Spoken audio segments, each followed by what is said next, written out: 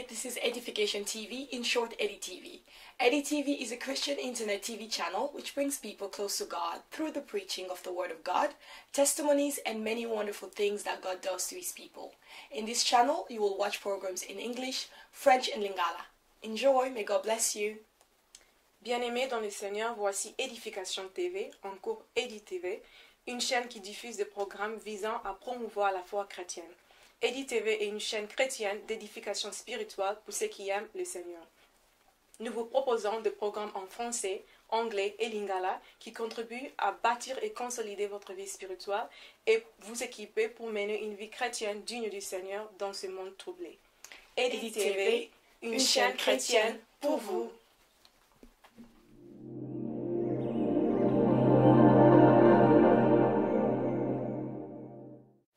Bien-aimés dans le Seigneur, je vous salue au nom de Jésus-Christ. Je suis la sœur Karine et vous êtes sur Edification TV et je voudrais vous inviter à suivre ce petit message de la parole de Dieu pour votre édification. Suivez.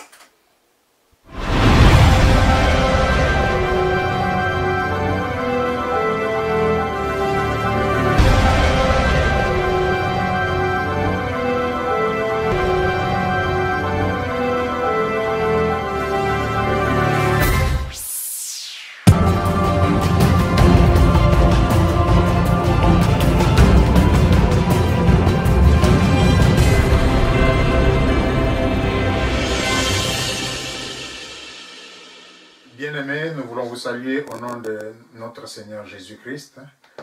C'est de nouveau une occasion que nous avons de pouvoir écouter la parole de Dieu.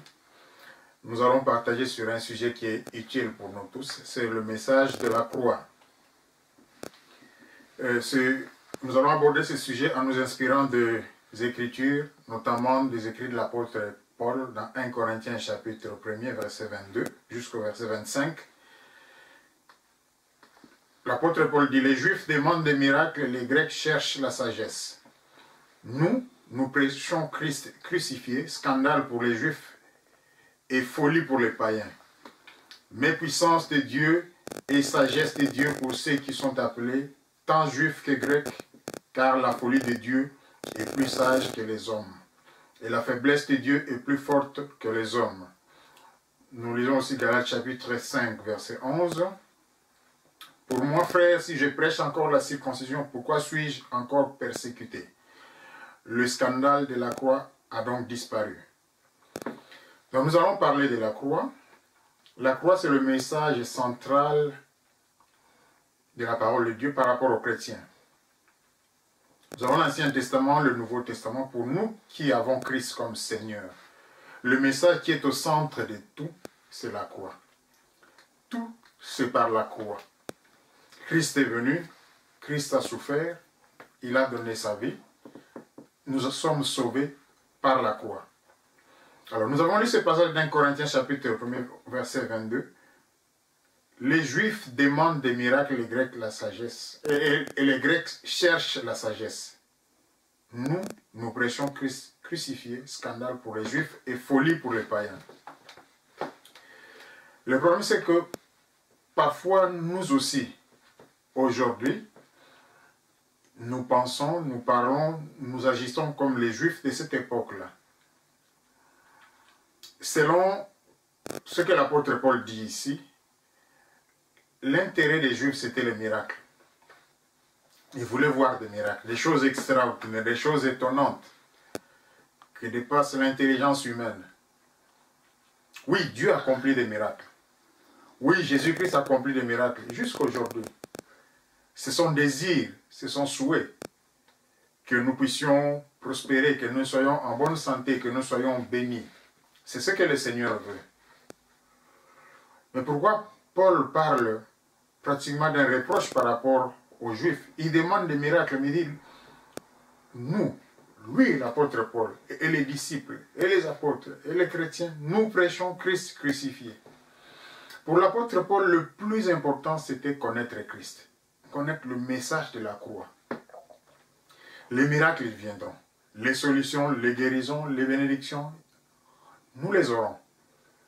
Mais la chose centrale, capitale, c'est d'abord connaître Christ, connaître la croix. C'est pour cela que nous voulons parler de la croix aujourd'hui. Parce que parfois nous sommes dans les églises, nous sommes des fidèles, nous sommes des membres des églises, nous allons, nous fréquentons, nous sommes là les dimanches ou pendant la semaine. Mais nous ne comprenons pas la croix. Nos yeux sont fixés vers le gain que nous pouvons avoir quand nous nous approchons du Seigneur. Le bénéfice, les bénédictions, les guérisons, c'est ce qui nous intéresse plus. Alors que le message biblique, c'est d'abord connaître Christ. C'est d'abord connaître la croix.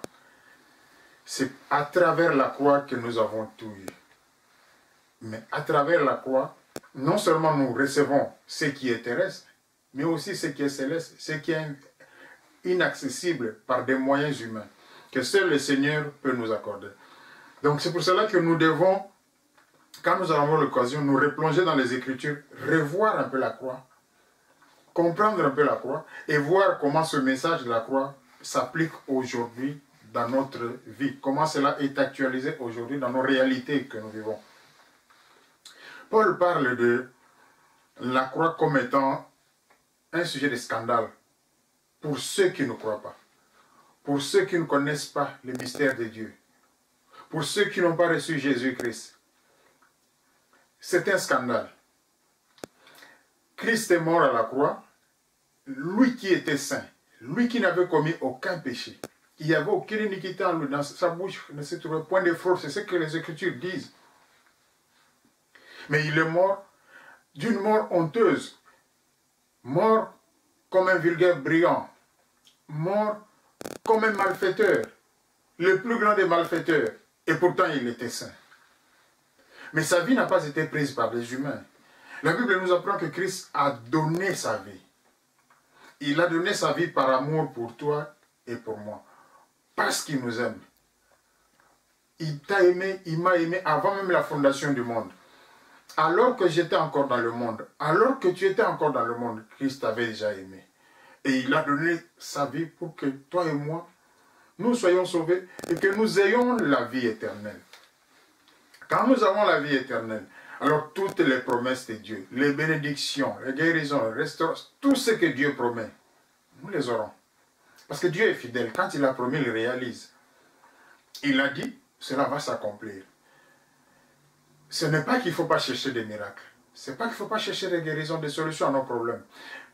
Ici, c'est simplement quelle est la priorité dans ta vie. Quand tu te rapproches de Dieu. Oui, peut-être que le jour où tu es venu à l'église, la première fois, c'était pour un problème, pour une difficulté. Tu es venu pour une solution. Mais après cela, il faudrait que tu évolues, que j'évolue, que je passe de ces problèmes-là vers la connaissance du Seigneur, vers la connaissance de la croix. L'œuvre qui a été accomplie, à cause de mes péchés, à cause de mes iniquités, Christ s'est chargé de mes fardeaux, de mes iniquités, de mes crimes, de mes abominations. Il est mort pour que moi j'ai la vie, que je sois sauvé, pour que moi je sois réconcilié avec le Père. Parce que à cause de mes péchés, j'étais séparé de Dieu, ennemi de Dieu. Et par la croix, je peux appeler Dieu mon Père. Je peux appeler Dieu Abba, mon propre Père. Et aujourd'hui, si nous comprenons cela, et que nous actualisons, nous vivons ce message au jour le jour, nous allons davantage nous approcher de ce Dieu-là. Christ a payé le prix qu'il fallait par son obéissance et par la croix. Toutes les exigences de la miséricorde de Dieu, de la justice de Dieu ont été satisfaites. C'est ainsi qu'à travers Christ, nous avons la vie. Ainsi qu'à travers Christ, nous sommes devenus des saints, des citoyens célestes. Nous avons part à la vie éternelle. Des choses que nous ne pouvions gagner par nos propres efforts, par nos propres sacrifices. Christ les a faites pour nous. Le châtiment qui devait tomber sur nous, à cause de nos péchés, à cause de nos iniquités, à cause de tous les mal dans lesquels nous marchons, la Bible nous dit que ce châtiment est tombé sur Jésus. Il a porté nos fardeaux, il a porté même la punition qui était la nôtre. Il a tout fait simplement parce qu'il nous aimait. Nous n'avons rien donné pour qu'il puisse en retour supporter ses sacrifices. Mais il l'a fait à cause de l'amour, parce qu'il nous aime, parce qu'il vous aime. Non seulement cela, mais Christ nous a libérés de l'esclavage. C'est comme l'Exode. Le peuple de Dieu était en esclavage en Égypte. Il a crié, il a pleuré. Et Dieu a entendu les cris. Il est venu à travers Moïse libérer son peuple par de grands miracles. Et la croix, c'est plus que l'Exode. Puisque nous étions esclaves du diable. Si le peuple de Dieu à l'époque était esclave du pharaon, des Égyptiens, l'esclavage spirituel était beaucoup plus profond, entre les mains de l'adversaire, entre les mains du diable. Nous ne pouvions nous dégager, mais Christ est venu. Le nouvel exode. Christ est venu, il a payé le prix qu'il fallait pour que nous soyons libérés. Nous avons été rachetés au prix de la croix, au prix de son sang. Aujourd'hui, nous pouvons vivre comme étant des citoyens libres, des citoyens célestes. Nous nous approchons de notre Dieu, nous louons notre Dieu, nous adorons notre Dieu en toute liberté. Alors que quand nous étions encore dans le monde, nous étions sous l'esclavage sans le savoir. Nous faisions des choses croyant que c'était notre propre volonté, mais c'était l'ennemi qui était aux commandes dans nos vies, dans nos pensées, dans nos paroles et dans nos actes. Mais à travers la croix, nous avons retrouvé la liberté. Nous pouvons nous approcher de Dieu comme nous voulons, quand nous voulons, selon sa parole, selon les Écritures, selon ses directives. Il nous accueille comme ses enfants. Il a oublié nos fautes, il a effacé nos iniquités. Quand Dieu a créé l'homme, il lui a donné l'autorité sur toute la création. La domination. Mais cette domination, nous l'avons perdue à cause du péché. Mais Christ est venu, il nous a redonné cette domination. Le diable qui avait usurpé, volé la domination, l'autorité de l'homme sur la création, aujourd'hui, il a été mis sous nos pieds. En Christ, avec Christ, à cause de la croix, nous pouvons donner les ordres à l'adversaire, au diable, aux démons. Et ils obéissent simplement parce que Christ a tout accompli pour nous. Quel sujet de joie si nous comprenons la croix. Si nous comprenons réellement, nous allons davantage nous approcher de ces dieux-là. Nous allons davantage nous réjouir dans le Seigneur parce qu'il nous a donné ce que nous ne pouvions pas avoir par des moyens humains. Nous avons une victoire non seulement dans le monde matériel, mais dans le monde spirituel même. À cause de la croix, à cause de Jésus. Il nous a laissé son nom, nous qui l'avions accepté comme Seigneur et Sauveur dans notre vie. Il nous a donné son nom, il nous a donné l'autorité d'utiliser son nom-là par rapport à l'ennemi, par rapport à l'adversaire. Et il nous garantit que si nous avons la foi, nous avons la victoire. Tout cela à cause de la croix, à cause du sang qu'il a versé pour toi et pour moi. Christ s'est livré lui-même sans être forcé parce qu'il nous aimait tant. Il l'a fait, il a pris ma place, ta place. Aujourd'hui, si je rentre dans le monde, c'est comme si j'ai renié l'œuvre qu'il a accomplie. Si je rentre dans le monde, c'est comme si je ne reconnaissais pas la valeur de ces gestes qu'il a accomplis pour moi. Alors que je ne le méritais pas. J'étais dans le mal, j'étais dans le péché. La réconciliation avec le Père a ouvert largement les portes de bénédiction des enfants de Dieu. Des promesses d'Abraham pour la descendance. Eh bien, ces promesses-là sont pour nous. Aujourd'hui, à cause de la croix, Christ a rendu cela possible. Aujourd'hui, nous avons accès à ce qu'on appelle la faveur divine. La grâce est venue par Jésus-Christ. La grâce qui signifie cette faveur, donc nous obtenons des choses que nous ne méritions pas. Normalement, je ne pouvais pas avoir ça. Mais à cause de Jésus, à cause de la croix, j'ai accès à cette faveur-là. Dieu me le donne à cause de Jésus. Dieu me le donne à cause de l'œuvre de la croix. Donc nous avons accès à la faveur de Dieu. Les choses impossibles aujourd'hui, nous pouvons les recevoir, nous pouvons les vivre, nous pouvons les expérimenter, simplement à cause de la croix, sans avoir rien fait d'autre que d'avoir accepté Jésus-Christ dans notre vie, d'avoir cru en Jésus-Christ comme étant notre Sauveur, celui qui est mort à notre place. Voilà le message central dans l'Évangile. Comprendre la croix et vivre conformément à cette croix, au sacrifice de Christ. Le fait d'avoir compris change notre vie, notre façon de voir les choses, notre façon de parler, nos relations avec les autres et notre relation avec notre Dieu. C'est vrai, les problèmes sont là. Avant d'avoir reçu Jésus-Christ, nous avions des problèmes. Aujourd'hui encore, nous avons des problèmes. Mais la promesse divine, elle est là. Nous étions en dehors de la promesse avant, mais aujourd'hui nous sommes sur la promesse.